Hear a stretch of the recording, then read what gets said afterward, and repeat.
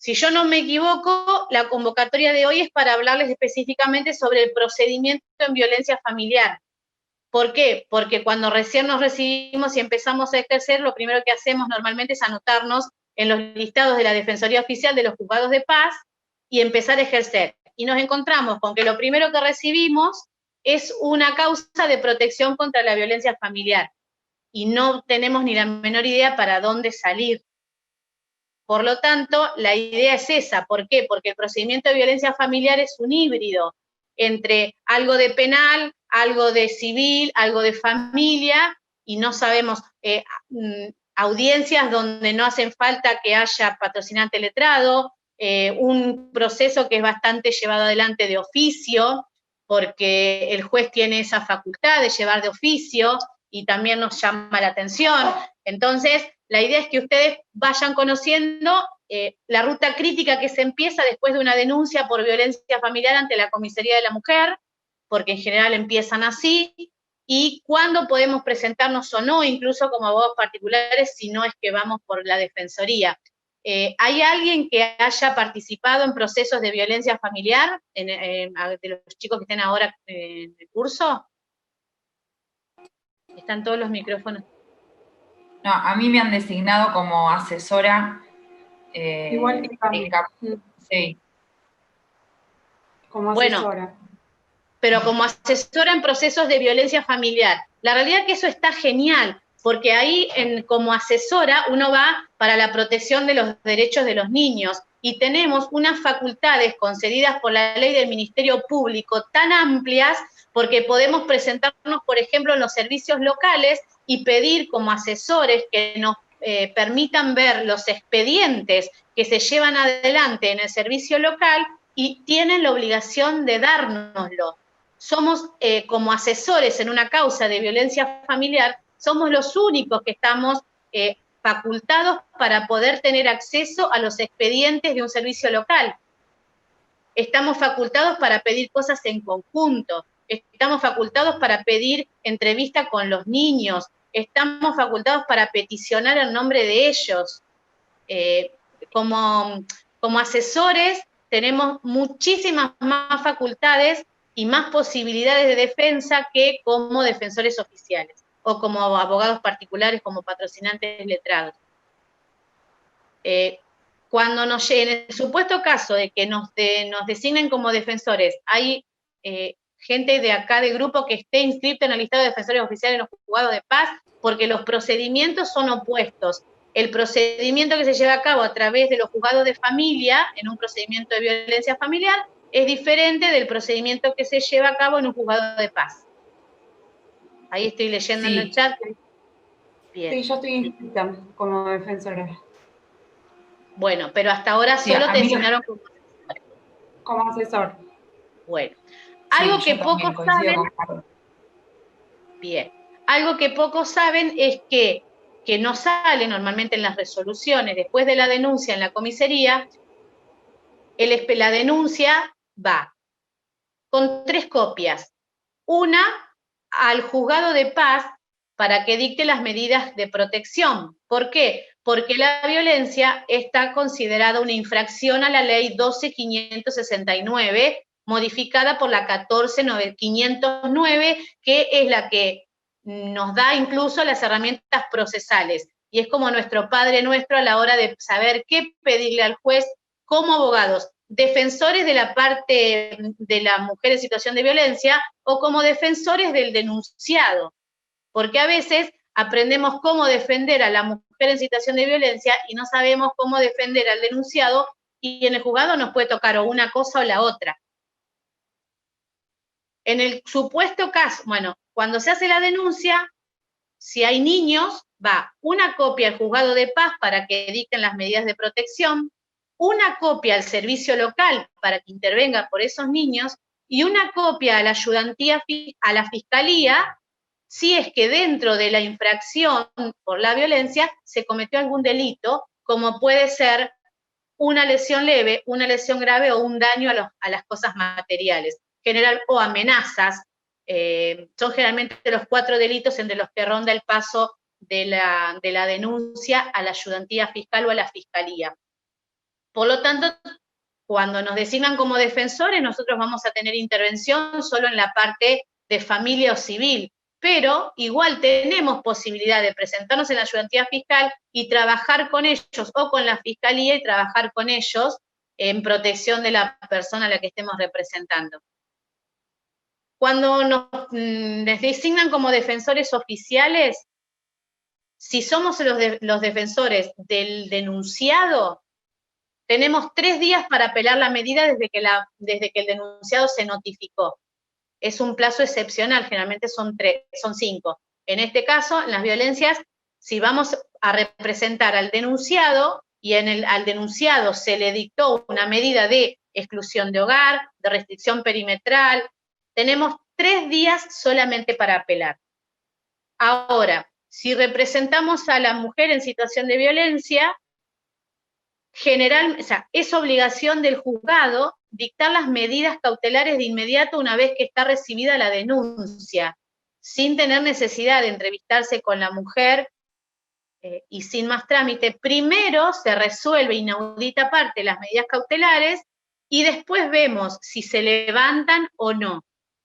Todas las medidas cautelares tienen que salir con un periodo de tiempo. No existen las medidas cautelares in eternum. Sí o sí tienen que tener 30, 60, 90, 120.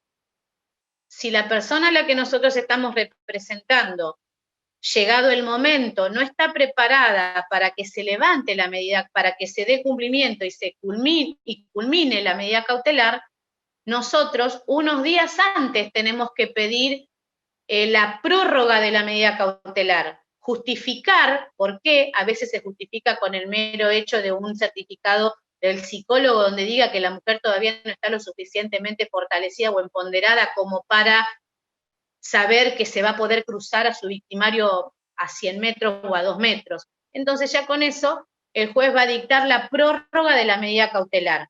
Pero la tenemos que pedir antes, porque si la pedimos el mismo día que vence o después, ya no es prórroga y no pueden hacer nada. Por lo tanto, para poder volver a tener esa mujer una medida cautelar, va a tener que suceder un nuevo hecho que sea denunciado en la comisaría. ¿Me siguen? Paro, voy muy rápido. Perfecto. Hay Bien. una pregunta que dice si Genial. se puede negar a representar siendo defensor oficial. No, pero eso lo dice el reglamento de, que es más, cuando nosotros nos inscribimos en el colegio, nos dan las normas que tenemos que seguir cuando somos defensores oficiales y no podemos negarnos, o sea, no podemos negarnos ni a defender en una causa de violencia familiar, ni a ninguna otra causa que nos presenten, por más que nos sorteen para alimentos, derecho de comunicación, divorcio, salvo que le justifiquemos ampliamente al juez cuál es el motivo, que puede ser alguna cuestión personal y va a ser una excepción, pero no podemos renunciar al patrocinio. Tenemos que renunciar directamente al listado de defensores oficiales. No podemos renunciar a una causa, salvo que existan las únicas excepciones que están estipuladas por ley. Pero nada más. Después, por ejemplo, como la idea es que se haga práctica, si defendemos al victimario, tenemos 3 días para apelar. El victimario puede ser que le digan que una medida que disponga el juez sea la exclusión del hogar, que se lo saque por un periodo de tiempo. Pongamos que en ese periodo de tiempo la mujer en situación de violencia decida empezar a sacar cosas de la casa y venderlas. No sé, las puertas, los techos, maquinaria que tenga el victimario, herramientas. Bueno, el victimario tiene primero que pedirle al juez la restitución de sus bienes personales. A veces quedan maquinarias, herramientas, cosas. Entonces, en ese caso, está bueno que como defensores del victimario peticionemos que se haga un inventario. El inventario se le ordena que lo haga la comisaría de la mujer. Por lo tanto, personal policial se va a acercar a la casa y va a hacer un inventario de las cosas personales de ambas partes. Si hay una restricción perimetral y ambas partes naturalmente no pueden estar juntos, va a tener que ir alguien que el juez disponga, un tercero en representación del victimario o en su defecto los abogados. Ahora, eso en cuanto a lo que es el victimario. En representación, que generalmente es lo que más se da, en representación de la mujer en situación de violencia, la realidad es que en la comisaría hay un formulario cuando se toma la infracción por la violencia, donde la mujer cuando denuncia tiene que manifestar cuáles son, o sea, en general en las comisarías deberían decirles cuáles son todas las medidas cautelares, en principio genéricas, que tienen en el formulario, y el personal de la comisaría tilda, es un formulario, qué es lo que ella peticiona. Restricción perimetral, instar a que cesen los actos de perturbación, alimentos provisorios, cuidado personal de los hijos de manera provisoria, exclusión de hogar, restitución de pertenencias. Esas son todas las medidas cautelares genéricas, las que estamos acostumbrados a que el juez conceda sin petición más que lo que está peticionado en el formulario. Ahora, como abogados, nosotros nos podemos presentar en la causa y pedir otras medidas cautelares, como por ejemplo una medida cautelar de no innovar, una medida cautelar de un inventario judicial, la medida cautelar de prohibición de enajenar. ¿Por qué? Porque a veces la mujer no quiere quedarse en el lugar, no quiere quedarse en la casa, se termina quedando el victimario y ella se va a otro lugar, pero esa casa puede tener un montón de bienes personales que ella quiere proteger. Entonces ahí pedimos una medida cautelar de prohibición de enajenar, para lo que también se va a tener que hacer un inventario policial, un inventario judicial, o una medida cautelar de no innovar, si el hombre decide en un ataque de bronca romper las paredes, porque bueno, si no la disfrutás vos, yo tampoco.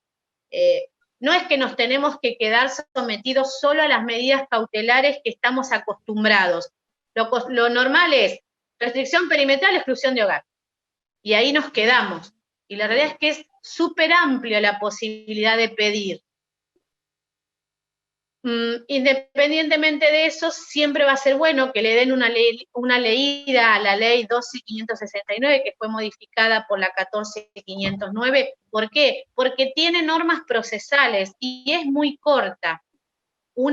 Ahí mismo dice que, supongamos que el victimario viola la restricción perimetral, o viola la restricción, la prohibición del hostigamiento, se le sigue mandando mensajes, la sigue hostigando por Facebook, se le acerca, bueno, ahí se va a tener que acercar a la comisaría de la mujer y hacer una denuncia por desobediencia a una manda judicial.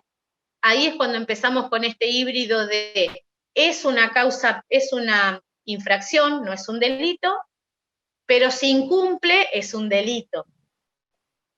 Incumple el delito del Código Penal, artículo 239, que es la desobediencia a una manda judicial. El juez le ordenó que no se acerque, el juez le ordenó que no la hostigue, y él está incumpliendo lo que le dice un juez. Ese es el delito en el que cae.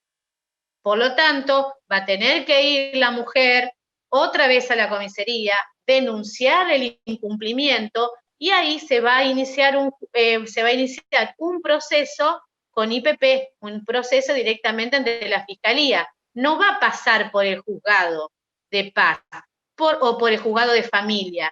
Y lamentablemente no tenemos interrelación entre el juzgado de familia y la Fiscalía. Por lo tanto, va a haber un incumplimiento, capaz que este hombre incluso no solamente rompió la perimetral, sino que le pegó, por lo tanto tenemos el daño de las lesiones, pero el juzgado de familia nunca se entera. Entonces está bueno que nosotros pongamos en conocimiento al juzgado de familia de estas situaciones. ¿Por qué? Porque son situaciones graves que el equipo interdisciplinario o el juez, en el caso del juzgado de paz, tiene que tener conocimiento. Si voy muy rápido me avisan, por favor. Bien, bueno. Ahora, Perfecto.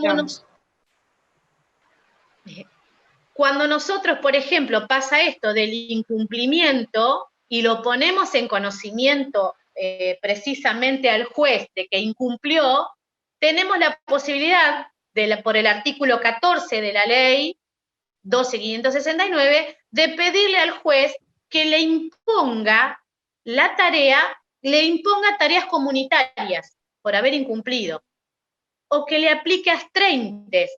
¿Por qué? Porque es el incumplimiento de una sentencia judicial. Por lo tanto, cuando vos le tocas el bolsillo al otro, ahí siempre todos responden.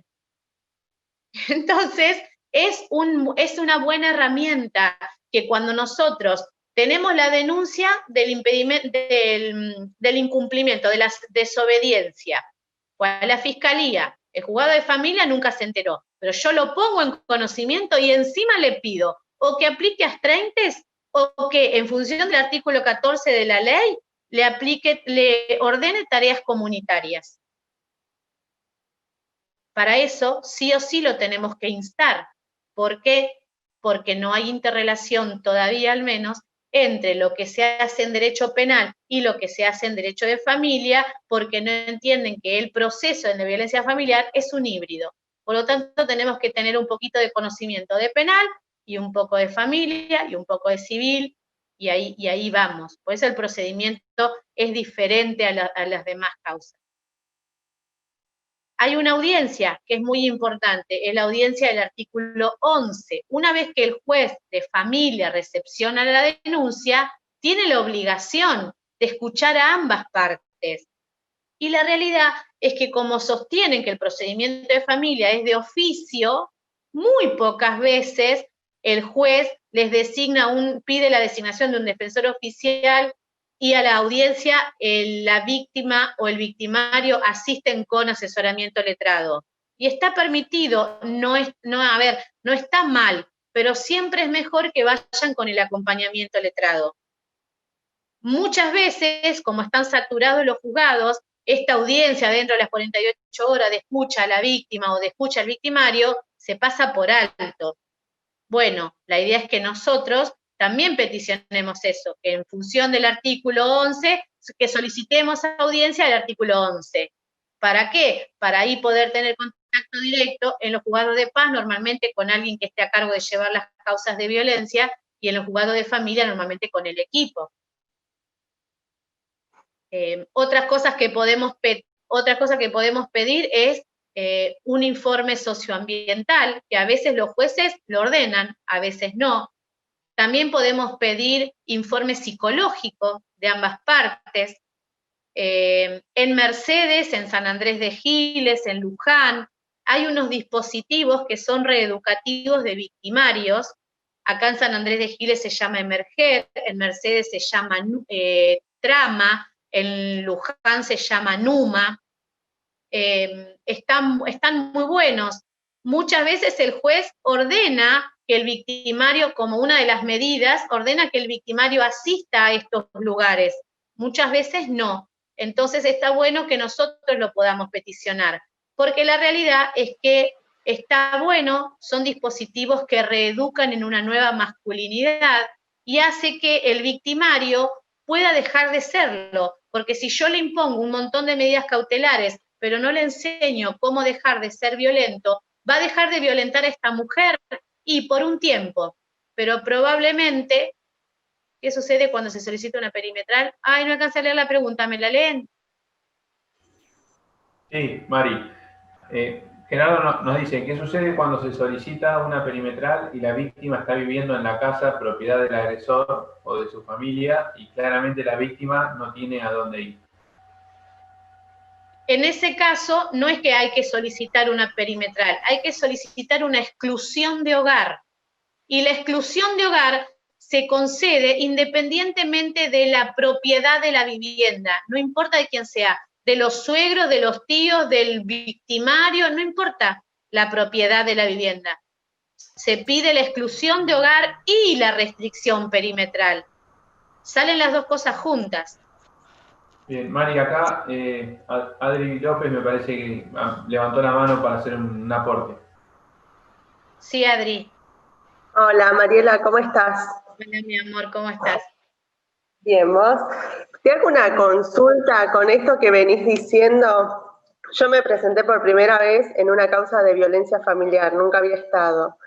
Y me llama la atención, y vos decís esto de la exclusión y demás, y que después se denuncia, por ejemplo, si hay una violación a la exclusión del hogar. En este caso particular, la gente vuelve a estar juntas, ¿no? Por esto del ciclo de la violencia que hay. La violencia, eso es. La famosa luna de miel, que después, bueno, se da claramente acá. Y, bueno, se dicta una desobediencia en sede penal, ¿no? Pero la supuesta víctima dice que ella nunca quiso denunciar. Eso lo dice en el informe del asistente social. No me queda claro lo de la audiencia, porque nunca hubo una audiencia. ¿Esa la tiene que peticionar el abogado o lo hace de oficio el juez? Debería hacerlo de oficio el juez, pero como los juzgados están tan saturados, en general el juez lo que hace es limitarse a dictar las medidas y larga todas las medidas juntas. La medida de restricción, de exclusión, le manda oficio al servicio local si hay niños para que haga un informe interdisciplinario, al área de género para que haga un socioambiental y un interdisciplinario, designa una trabajadora social para que haga un socioambiental, y sale todo junto, y se quedan con eso. Pero la realidad es que si nosotros estamos ejerciendo como defensores, pedimos la audiencia del artículo 11. La peticionás vos y te la tienen que conceder. Ok, y una consulta más. Te escuchaba hablar acerca de estos institutos de las nuevas masculinidades, que en muchas provincias funcionaron muy bien. Pionera en eso creo que fue Rosario, en Santa Fe, y después le siguió Neuquén, y ahora se están implementando en algunos partidos acá en... ¿No? No. En realidad, pionera en esto, en los dispositivos reeducativos de victimarios, fueron el Hospital Álvarez y acá en Capital Federal, fue el Hospital Álvarez y un hospital de Jujuy. Hace 11 años que se vienen trabajando en eso. El año pasado empezó a tener visibilidad y ahora con el Instituto de la Mujer empezó a tener mucha visibilidad porque se firmaron algunos convenios con RETEM, que es el organismo que está integrado por trabajadores sociales, psicólogos y psiquiatras, que empezaron a traer este movimiento que en realidad vino de Europa. Sí. Y recién ahora está empezando a estar en el resto de las provincias. De hecho, en mayo del año pasado, yo expuse sobre este tema en el congreso que dio la FACA en Córdoba. Y también fue una novedad porque no había muchos. Ahora sí, gracias a Dios, está empezando. Pero la primer provincia en tenerlo fue Buenos Aires, a través que no era nada que ver con instituciones judiciales ni municipales, sino que fueron hospitales psiquiátricos y el Hospital de Agudos Álvarez, creo que es, y Jujuy. Fueron los dos lugares. Ahora sí, está en La Pampa, en Neuquén, en Rosario, en Bariloche, ya hay más. Claro, a mí me parecen sumamente interesantes estos institutos porque me parece que son mucho más efectivos que por ahí aplicarle una pena en el ámbito penal, por ejemplo. Sería mejor educarlos en cuanto a por qué eso que ellos hacen está mal, ¿no? Eso que aprendieron y lo tienen tan normalizado, comenzar a cambiar esa cultura machista que tienen encima. Me gustaría que me expliques muy brevemente cómo hicieron ustedes en Giles, vos que estás ahí, para implementarlo, porque estaría bueno comenzar a replicar este ejemplo en las diferentes localidades, por ejemplo, a traerlo en Areco, se me ocurre. Lo que pasa es que para eso no hay problema, yo te ofrezco a darte... me ofrezco a darte el proyecto y a que lo armemos, pero no es algo que le vaya a servir a los chicos que están hoy haciendo este curso de iniciación profesional. Yo te vendés mi celular, nos comunicamos, te doy el proyecto, te cuento cómo se trabaja acá. Lo que sí les puede servir a los chicos que están iniciándose en estas causas es saber que justo los municipios con los que ellos van a estar, con los que ustedes van a estar trabajando, que son Mercedes, Luján, San Andrés de Giles, y no me acuerdo, creo que no hay otro del Departamento Judicial de Mercedes, tienen estos dispositivos y que son una medida cautelar que pueden pedirle al juez que si no los instó y no los ordenó a ir, a que les ordene a ir, porque precisamente es eso, este victimario, si no se reeduca, hoy va a dejar de ser el victimario de esta víctima, pero mañana lo voy a tener de vuelta con otra víctima. ¿Por qué? Porque va a seguir siendo violento. Entonces, yo me ofrezco... Sí, Carolina. Y en esos casos que, por ejemplo, son municipios en donde no hay dispositivos que reeducan, pedir el sometimiento de el victimario también a un tratamiento de índole psicológico, ¿se puede? Tal cual. Es más, generalmente una de las medidas que dicta el juez en su primer proveído, cuando dicta la medida cautelar, es instar a ambas partes a asistir a tratamiento terapéutico individual. Copia textual lo que dice la ley, si no me equivoco es el artículo 9 de la ley, o 14 de la ley, o sea, específicamente. Así que sí, en caso de que el juez no inste a las partes, esa es otra. Por ejemplo, el juez insta a las partes a asistir a tratamiento terapéutico en el plazo de 30 días y acreditarlo en el expediente. El 99% de los casos no lo acreditan en el expediente. El victimario sí lo lee, recibe, es notificado por la policía generalmente dice, mira que no necesita abogado para esta causa, listo, y guardó el papelito. Para él es un papelito que recibió de la policía. Bueno, como defensores de la parte de la mujer en situación de violencia, lo que podemos hacer es precisamente eso.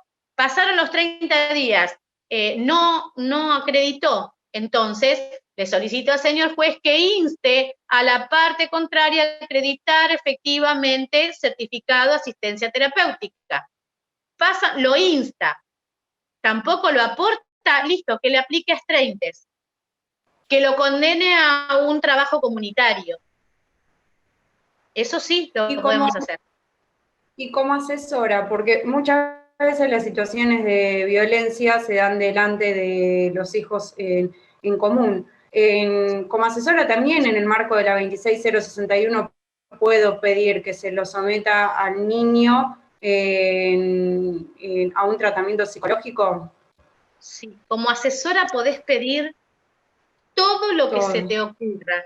Es más, cuasi que es tu obligación. ¿Por qué? Porque al ser designada asesora, pasás a ser funcionaria pública. Por lo tanto, si no proteges a ese niño, incurrís se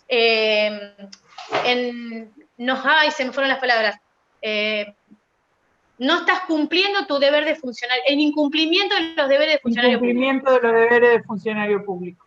Exacto. Gracias. De nada, Caro. Bueno, no sé, alguien más me había escrito en el chat pidiéndome, preguntándome algo, y yo no alcanzo. Hay dos preguntitas, Mariela.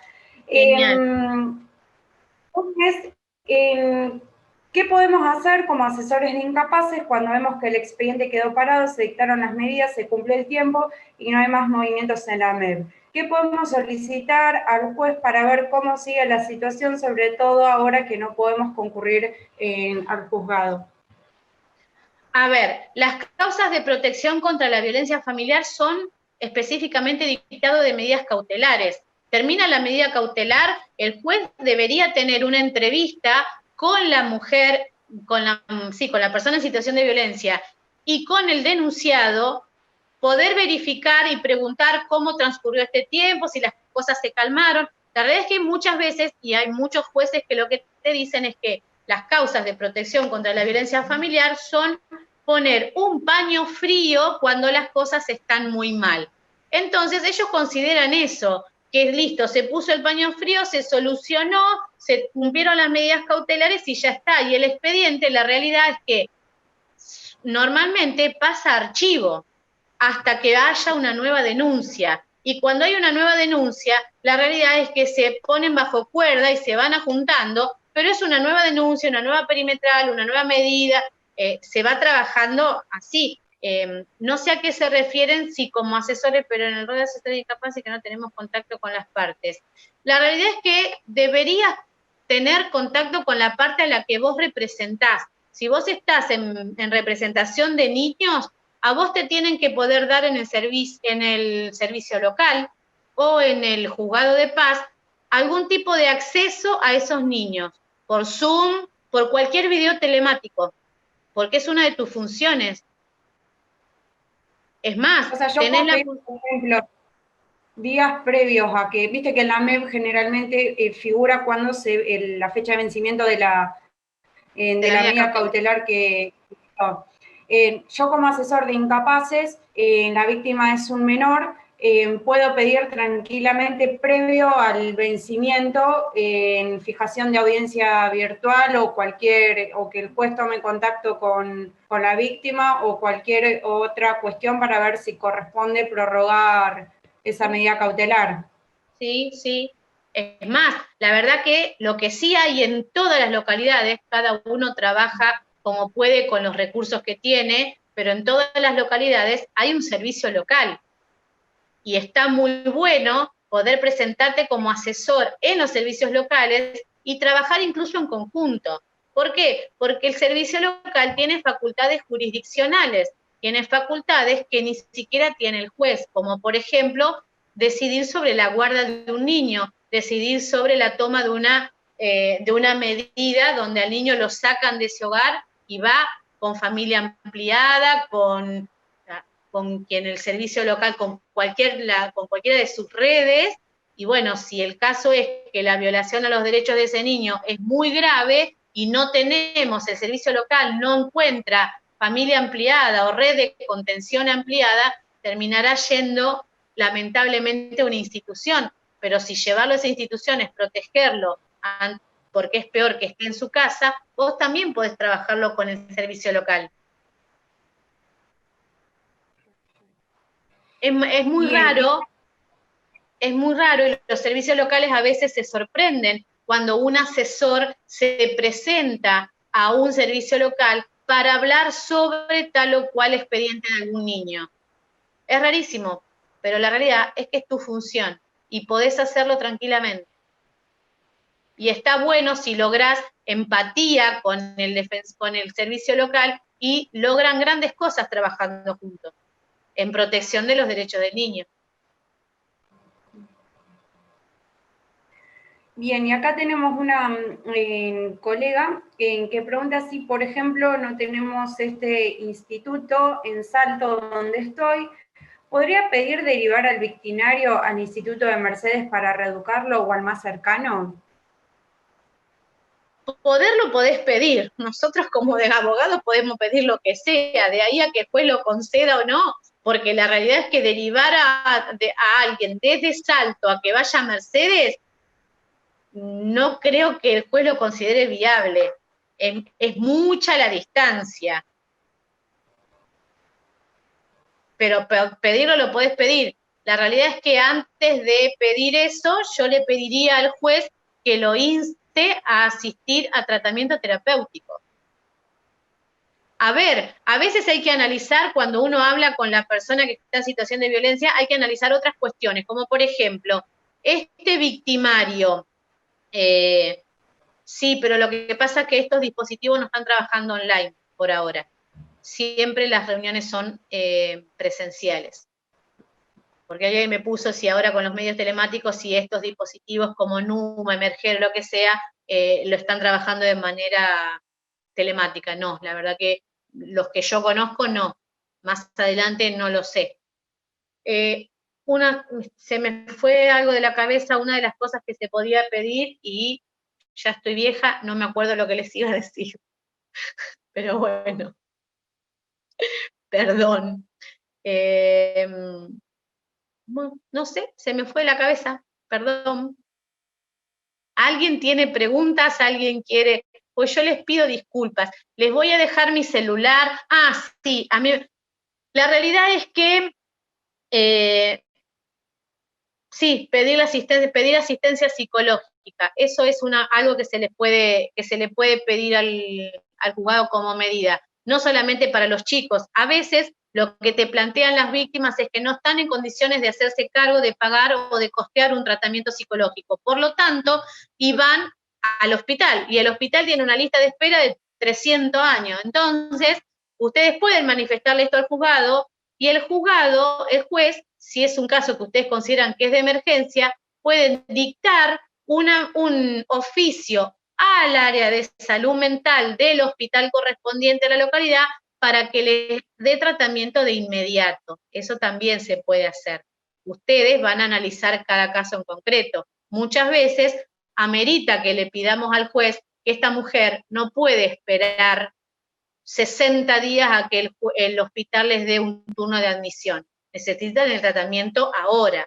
También se puede articular con las áreas de género. Las áreas de género de los municipios suelen contar con acompañamiento. La realidad es que hay un montón de instituciones ahora que están trabajando y se puede trabajar siempre que podamos como abogados en cuestiones de violencia familiar, trabajar de manera interdisciplinaria con las otras áreas y con otras instituciones de la localidad, está genial. Una de las cosas, ahí me acordé lo que les quería decir. Puede que a veces nosotros le pidamos al juez que lo inste a asistir y no tenemos estos dispositivos reeducativos de victimarios. Pero este violento en realidad no es, también consume, y por lo tanto, ahí sí, en general, en todas las localidades hay CPA, Centro de Prevención de las Adicciones. No me quedó claro si la desobediencia a la medida la denunciamos en el expediente. No, la desobediencia a la manda judicial, como sí es un delito penal, el artículo 239 del Código Penal, se denuncia en la comisaría o en la fiscalía, porque es un delito penal. Lo que sí es conveniente es que le podamos dar conocimiento al juzgado de familia interviniente o al juzgado de paz interviniente de esta situación que se dio en el ámbito penal, porque como no hay interrelación entre familia y entre civil, familia y penal, el juez de familia nunca se entera. Entonces, está bueno que nosotros se lo manifestemos, lo pongamos en conocimiento al juzgado de paz o al juez de familia de esta desobediencia que cometió el agresor y en función de eso pedirle que aplique el artículo 14 de la ley indicándole tareas comunitarias o astreintes. ¿Contesté la pregunta o no era eso? Bien. Sí, quedó contestado. Listo, Silvita. Yo les voy a dejar mi número de teléfono, me pueden preguntar lo que sea en cualquier momento, a las 24 horas del día, no tengo inconvenientes, y les voy a dejar mi mail. Les voy a pasar a través del área académica un PowerPoint, porque la realidad es que yo quería que ustedes sepan un montón de cuestiones prácticas, de lo que realmente nos va a servir para cuando tenemos que peticionar cosas en el juzgado. Pero hay una parte teórica que también está bueno que la conozcan. ¿Por qué? Porque a veces no todos entendemos cómo trabajar con una mujer víctima de violencia, que cuando el juez nos la asigna, viene, nos cuenta que hace 11 años que padece todo tipo de vejaciones y de violencia, y a los 20 días nos enteramos que está otra vez con el agresor. Y nos enojamos y no la podemos defender y decimos, ¿para qué nos hizo trabajar de gusto? Y la realidad es que para poder entender eso, hay toda una parte teórica que necesitamos saber. Y cuando trabajamos en cuestiones de violencia, hay solo 3 cosas que son fundamentales.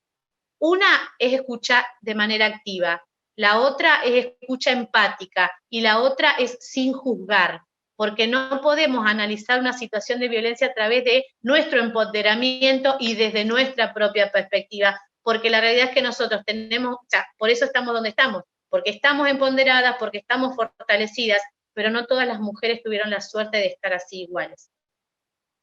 Yo quedo a disposición, les pido disculpas, son las 4, tengo una reunión que no puedo suspender, Estoy abierta para cuando quieran otra charla que sea más teórica, más amplia, lo que quieran. El colegio sabe que yo estoy para eso. Y más allá de eso, el Instituto de Género, si bien ahora con todas estas cuestiones de la pandemia no nos estamos juntando, igual estamos haciendo cosas, nos pueden contactar, se pueden sumar, hay millones de cosas para hacer. Me pueden proponer que traigamos charlas, las hacemos por Zoom con algún otro profesional. Estoy a disposición, chicos.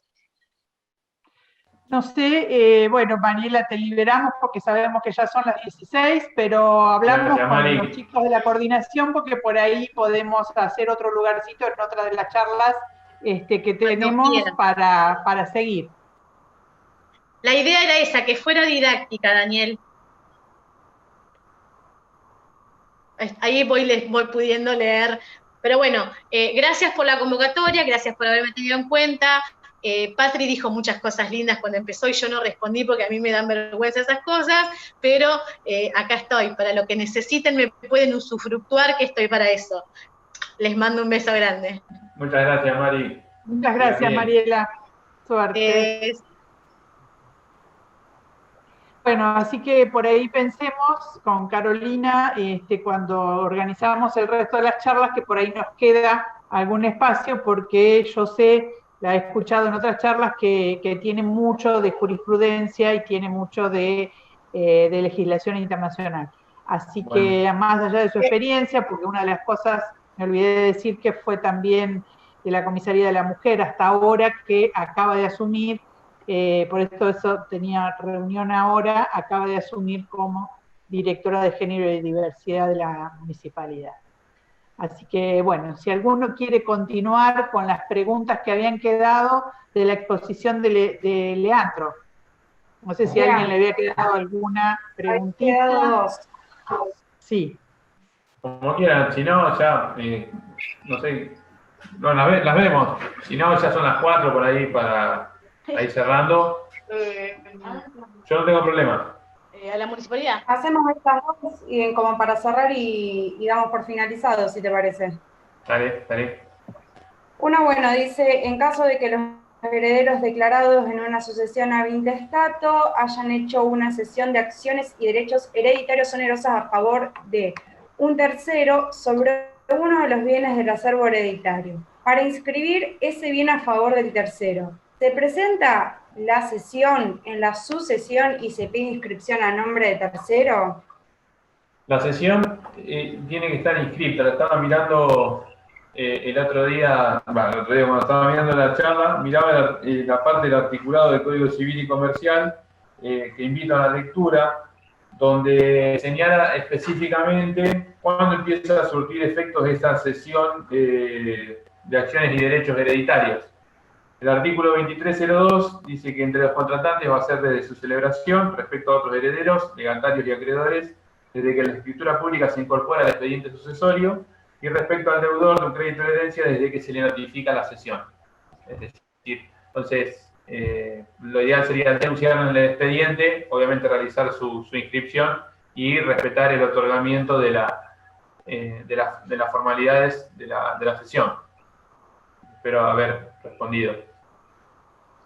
Y la última preguntita es si existe un monto mínimo no imponible para el pago de la tasa anual en provincia de Buenos Aires. La tasa anual, la tasa de justicia, ¿será?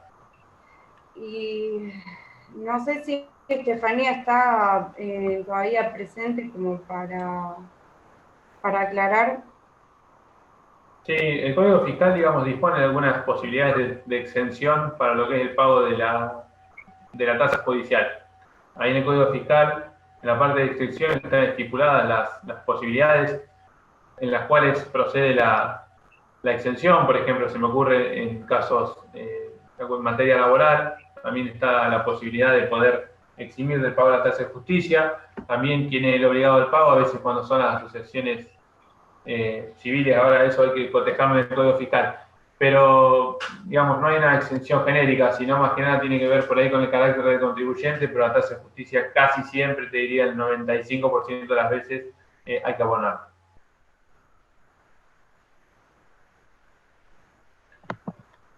Bueno, Bueno. Cualquier cosa, cualquier duda me escriben en el grupo de WhatsApp, no hay problema. Y bueno, gracias por el tiempo, gracias Pati como siempre. Y bueno, nos vemos el martes próximo.